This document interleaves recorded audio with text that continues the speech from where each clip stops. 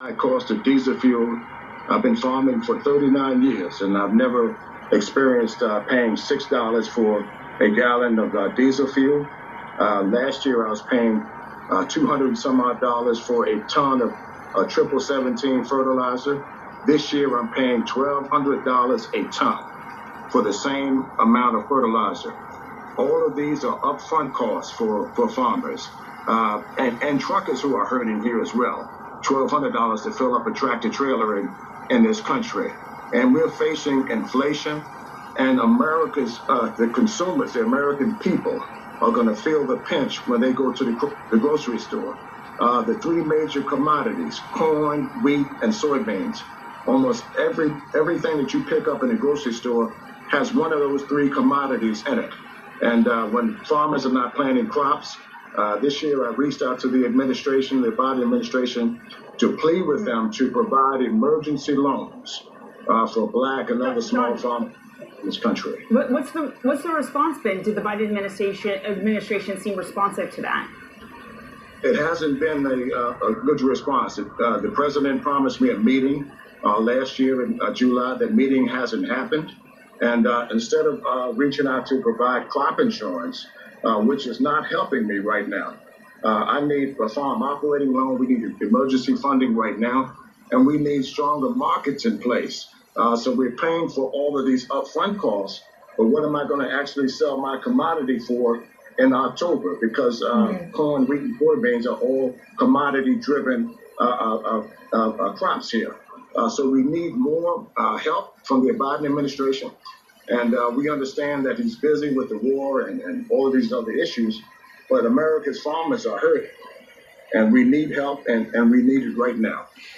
And John, if that help doesn't come, obviously it won't just be the farmers that are hurt, but the nation broadly, if there is a food shortage, just how bad could that food shortage be? Well, you saw the issue earlier with the baby formula and all of these other things.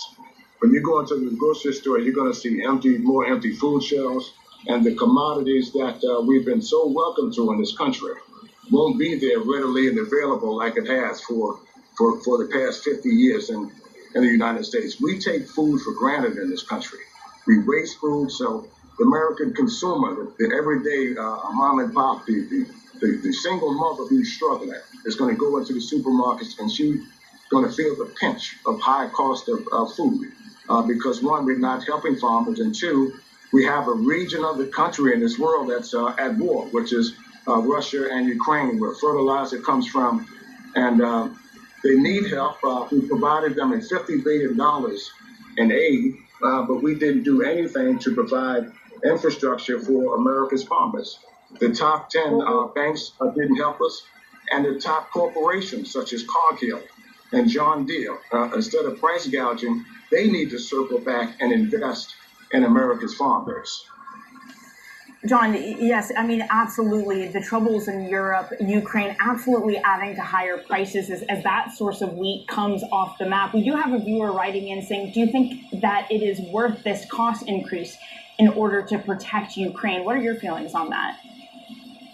Well, yes, but you also have to take care of home. Charity and help take care of the American people. In this case, Black farmers, we've been waiting for $5 billion in debt relief that we didn't get. And USDA is reporting these farmers as delinquent. They couldn't get farm operating loans. These are things that the Biden administration can help me fix. So right now, I haven't been able to provide the real answers to Black farmers, and it's going to lead to more land loss. That's something that's very problematic for Black and other farmers of color. So there's things that this administration can do right now. And my message is to the Biden administration is don't ignore your base. Take care of home and take care of the people, especially those who work hard to help to elect you. Don't ignore them at their time of need, but do what you say you're going to do. And at this pace, he said he was going to have a meeting with myself, the National Black Farmers Association, and that meeting hasn't happened. And I'm calling on the president to come to the table right now at our time, at the greatest time of need. All right, John. Well, if and when that meeting does happen, we would love to get you back on to discuss that. Finally, you were just talking about how the Black farming community in particular has felt some of these pressures more acutely. And while we're talking about different communities, I'm wondering how you view the Supreme Court decision of Friday, the overturning of Roe v. Wade, and how that may impact the Black community and Black women specifically. Absolutely. I think it's awful. That's the first thing I would like to say on